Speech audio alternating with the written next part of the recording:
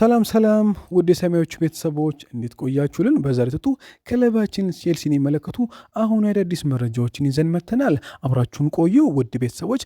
በቅድሚያ ለቻናላችን አዲስ ከሆናችሁ ቻናሉን ሰብስክራይብ በማድረግ ቤተሰብ ሁኑ። አሁን ዕለቱ ቼልሲ ወደ የሚመለከቱ መረጃዎች አለፍን። አብራችሁን ቆዩ።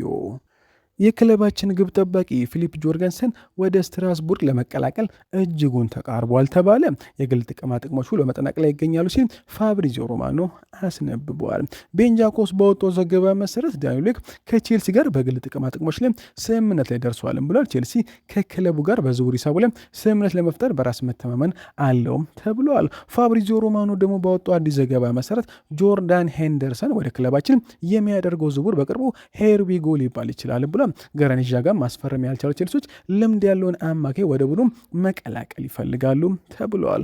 ኖቲንግሃም ፎረስት ሊያም ዴላፕን ለማስፈረም ከፍተኛ ፍላጎት አላችሁ ሲል ጆን ፐርሲ ዘግቦታል። የዳኒ ዊልቤክ ወደ ቼልሲ ለመምጣት መቃረብን ተከትሎ አሁን ላይ ሊያም ዴላፕ በውሰትም ምናልባትም በቋሚነት ቼልሲን ይለቃልም ተብለዋል።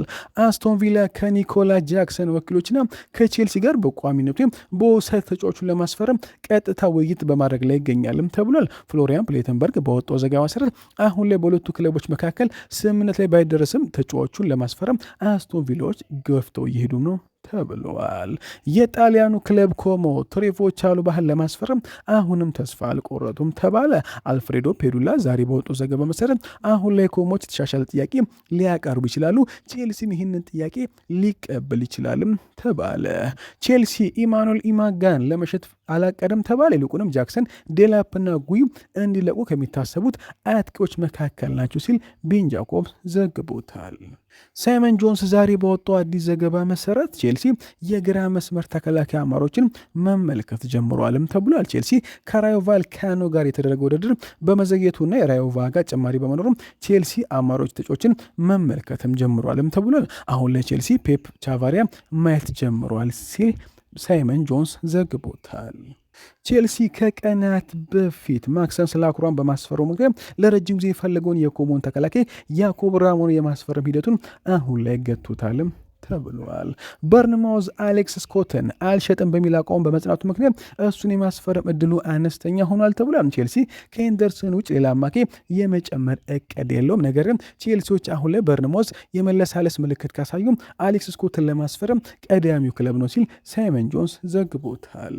ክለባችን ቼልሲ ከተከላካዮች ሽያጭ በርካታ ዋጋ ለማግኘት አቅዷል ተባለ። ቼልሲ ከትሪቮ ቻሉባ እስከ 35 ሚሊዮን ፓውንድ ይፈልግ ሲሆን ቤኔት ባዲያሽን ደግሞ እስከ 30 ሚሊዮን ፓውንድ ለመሸጥ አቅዷልም ተብሏል። እንዲሁም ከአክሴል ዲሳሲ እስከ 25 ሚሊዮን ፓውንድ ዋጋ ለማግኘት አሁን ላይ ቼልሲዎች ትልቅ እቅድ አላቸውም ተብለዋል። ቼልሲ የሪያል ማድሪድ ግራ መስመር ተከላካይ አልቫሮ ካሪያስን ለማስፈረም አሁን ላይ ትልቅ ፍላጎት አለው ተባለ። ዣቪ አሎንሶ ባለፈው ክረምት ተጫዋቹም ወደ ማድሪድ ያመጣው ሲሆን በዚህ ክረምት ደግሞ ወደ ቼልሲ ለማስፈረም በትልቁ ይፈልጋልም ተብሏል። የስፔኑ ሙንዶ ዲፖርቲቮ እንደዘገበው ከሆነ አሎንሶ የቼልሲ ኃላፊዎች አሁን ላይ አልቫሬዝን ለማምጣት እንዲቀሳቀሱም ጠይቀዋል። አልቫሮን ለማምጣት እንዲቀሳቀሱም ጠይቀዋል። ቼልሲ ሁለገቡን የ24 ዓመቱን የባርሳን ተጫዋች ለማስፈረም እየተዘጋጀ ነው ተባለ። ቼልሲ የባርሳን ተከላካይ ጄራርድ ማርቲንን ለማስፈረም ትልቅ ፍላጎት እንዳለው ተዘግቧል። እንደ ሚላን ኒውስ ዘገባ ከሆነ የ24 ዓመት ተከላካይ ከኤሲ ሚላን ጋር ስሙ ተያይዟል። ቼልሲ ዝውውሩን ለማጣቅ ይፋዊ ጥያቄ ያቀርብ እንደሆነ አሁን ላይ የጠበቀ ይገኛልም ተብሏል። ቼልሲ ማርቲን ሊጠቀምበት ሲል ቼልሲ በተከላካይ ክፍሉ ተጨማሪ አማራጭ የሚያስፈልግ ከሆነ ማርቲን ጠቃሚ ዝውውር ሊሆን ይችላልም ተብሏል። ተጫዋቹ አሁንም በወጣት ዕድሜ ላይ የሚገኝ በሆነም ስልጣናና በተሞክሮ የተሻሻለ ይሄዳል። ለክለቡም አስፈላጊ ተጫዋቹንም ሊያድግ ይችላልም ተብሏል። በመሀል ተከላካይነት እንዲሁም በጊዜያዊ መስመር ተከላካይነት መጫወት ይችላል። ቼልሲ ባለፈው ዘመን በተከላካይ ክፍሉ ደካማ የታየ ሲሆን በሚቀጥለው ዘመን ጥሩ መስራት ከፈለገ በዚያ ቦታ ላይ መሻሻል አለበትም ተብሏል። ማርቲን ወደ ቼልሲ ለመቀላቀል ሊሳብ ይችላል። በሌላ በኩል ለቼልሲ የመጫወት እድል ለማርቲንም ቢሆን አስደሳች ይሆናልም ተብሏል። በተለይም አዘውትሮ የመጫወት እድል የሚሰጡ ከሆነ በሙያ ዘመኑ ትልቅ እርምጃ ይሆንለታልም ተብሏል። በባርሴሎና ቋሚ ተሰላፊ የተረጋገጠ ባለሆነም በየሳምንቱ መጫወት ወደሚችልበት ክለብ መዘወሩ ለተጫዋቹ በዚህ ክረምት ምክንያት ይሆናል ተብሏል። እንዲሁም ቼልሲ ከጣሊያኑ ክለብ ኤሲ ሚላን የተሻለ የፋይናንስ አቅም ያለው በሆነም እሱን ለማስፈረም በሚደረገው ውድድር ሊያሸንፍ ይችላልም ተብሏል። ሁለቱ ክለብ በፍጥነት ስምምነት ላይ ደርሱ እንደሆነ ገና የሚታይ ይሆናል ሲል ዘገባው አረጋግጦታል። ቼልሲ ከዣቪ አሎንሶ ጋር ከተደረገው ቁልፍ ውይይት በኋላ በ17 ጎሎች የተሳተፈውን ኮከብ ለማስፈረም አሁን ላይ ፍላጎት አሳይቷል ተባለ። ቼልሲ የባየር ሌቨርኩሰን አጥቂ ኬሪም አልጅሙቦቪችን ለማስፈረም አሁን ላይ ትልቅ ፍላጎት አሳይቷል ተባለ።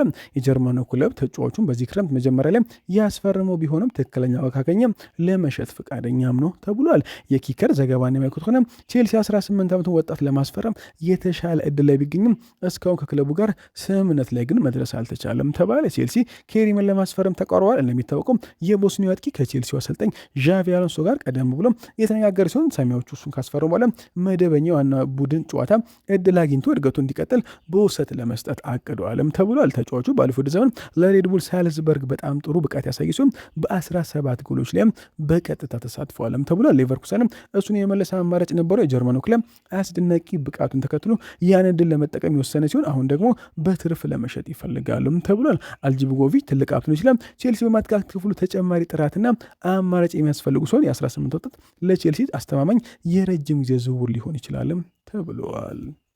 ውድ ቤተሰቦች ለዛሬ በረ ቆይታ በዚያ በቃ መልካም ቀን። ቻናሉን ሰብስክራይብ ማድረግ አይረሳ።